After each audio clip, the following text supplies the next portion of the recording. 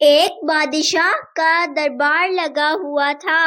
چونکہ سردی کا دن تھا اس لیے بادشاہ کا دربار کھلے میدان میں ہی لگا ہوا تھا۔ وزیر، مشیر وغیرہ سب دربار میں بیٹھے تھے۔ بادشاہ کے خاندان کے کچھ افراد بھی موجود تھے۔ اسی وقت ایک شخص آیا اور دربار میں داخلے کی اجازت مانگی۔ اجازت مل گئی تو اس نے کہا، میرے پاس 2 ایسی چیزیں ہیں۔ میں ہر ملک کے بادشاہ کے پاس گیا ہوں اور اپنی چیزوں کو بادشاہ کے سامنے رکھتا ہوں اور کوئی فرق جان نہیں پاتا۔ تمام ہار چکے ہیں اور میں ہمیشہ کامیاب و کامران ہو کر لوٹتا ہوں۔ اب آپ کے ملک میں آیا ہوں۔ بادشاہ نے کہا، کیا چیزیں ہیں؟ تو اس نے دونوں چیزیں بادشاہ کے سامنے میز پر رکھ دیں۔ وہ دونوں چیزیں دیکھنے میں بالکل ایک جیسی جسامت، یکساں رنگ، یکساں چمک، گویا کہ دونوں چیزیں ایک دوسرے کی نقل محسوس ہوتی تھیں۔ تو اس نے کہا، جی ہاں، دکھائی تو ایک جیسی ہی دیتی ہے لیکن ہے مختلف۔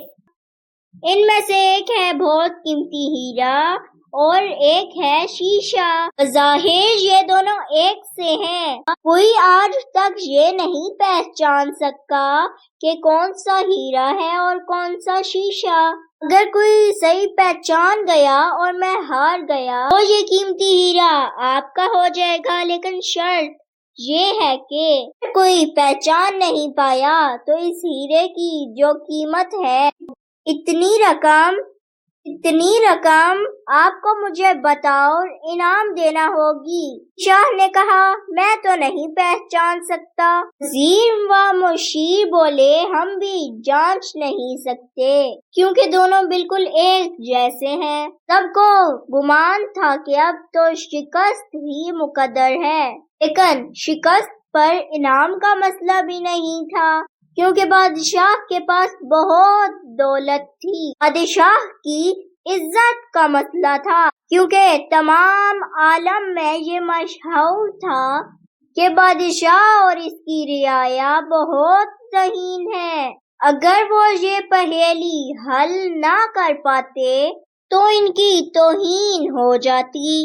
اور ایک پیدائشی اندھا بزرگ شخص بادشاہ کے پاس آیا اور کہا، بادشاہ سلامت، میں نے تمام باتیں سنی ہیں اور یہ بھی سنا ہے کہ کوئی پہچان نہیں پا رہا ہے، اور ایک موقع مجھے بھی دیں، میں بھی اپنی ایک بار ذہانت کو جانچ سکوں اور ہو سکتا ہے کامیاب بھی ہو جاؤں، اور اگر کامیاب نہ بھی ہوا تو ایسے بھی آپ تو ہارے ہوئے ہی ہیں۔